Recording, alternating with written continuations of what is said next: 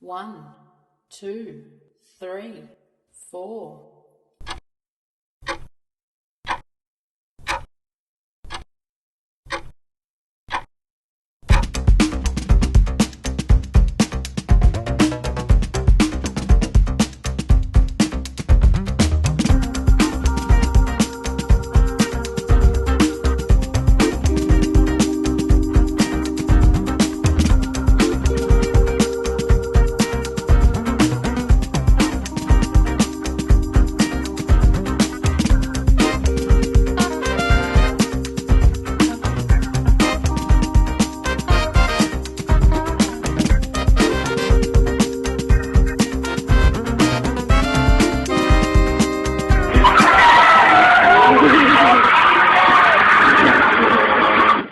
1, 2, 1, 2. You are listening to the Online Time Fame Show. Today we're talking about mass communication, the change in mass communication as it relates to fame. Everything that went through mass media was based on a large company, whether it be newspaper, magazines, radio, television. Companies saw the evolution in technology, which formerly probably marked. That's where we saw the major change, where education and everything changed. So now we see, in a new era, we see people doing a lot at home.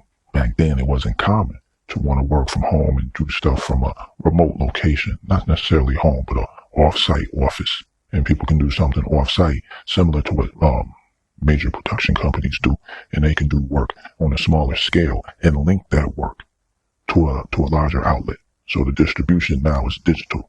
So everything moved from the analog era to the digital era. When you're talking about mass communication, we see now the nature of fame as it relates to mass media. And that's what this is, Online Time Fame, the Online Time Fame Show. And that's what we're talking about, different aspects of media, different aspects of mass media as it relates to the world of fame, celebrity, and athletics. Athletics changed as well, and it's in that realm of fame.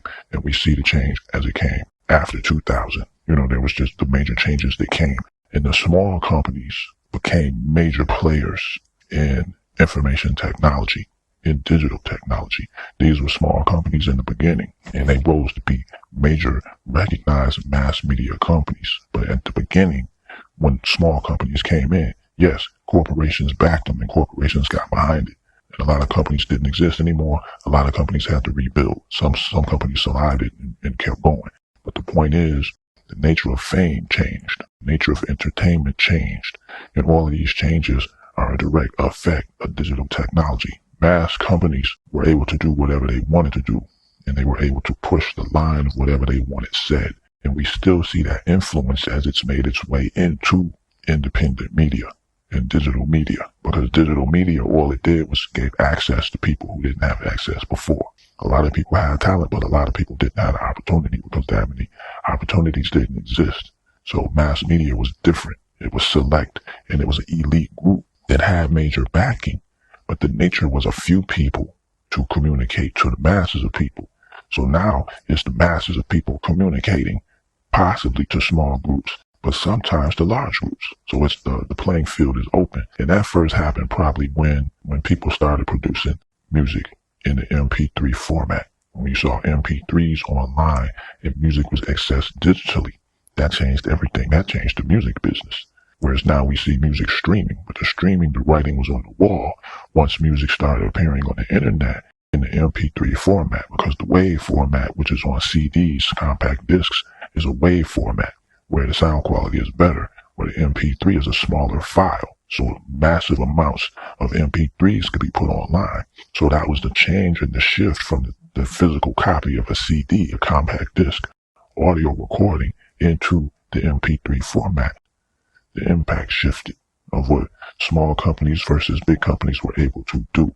So the internet is like a big company in itself, but it's like a public domain company.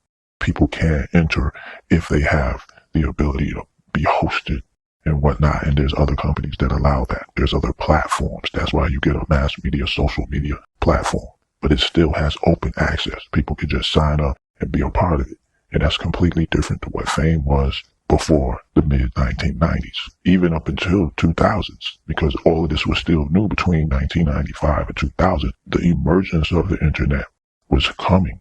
The World Wide Web, it was coming, it was there, but the process was different at each era. When Twitter, when YouTube, when Facebook, and when these other platforms came that allowed people to come on those platforms, and even before then, there was other platforms that allowed people to congregate and communicate. Once that happened, the nature of fame changed because famous people had their own lane. They had their VIP lane. They were treated as VIP, and everything associated with celebrities was exclusive, and the masses weren't able to be a part of that. The masses were the observers and the consumers, where the celebrities were at an exalted place. They were lifted above everyone else, and they were in a higher place. The United States does not have a royal class like many countries. Many countries have whatever form of government they have, and then they have their so-called royal family that is traditionally representing that country because they may not have ruling power. The United States recognizes their so-called celebrity class as the famous. And why is that? Because the so-called celebrity had talent. Everyone has their own individual talent. We exalted talent and ability in the United States, and that's what people looked up to, because if we saw someone that could do something no one else can do, people used that as entertainment. So the celebrities and fame were positions that not just because the people got that position because of however they got it, but they also had the fame and the talent to go with it. So the nature of fame is completely different. So that's why mass media recognized that fame and put it in a higher place. They exalted it, so to speak. And that's what this is. So now it's more access and it's more of an ability for everyone to enter that realm. But that doesn't mean that everyone is entering it from a mass level. So that's what this is all about. This is the Online Time Fame Show. Peace.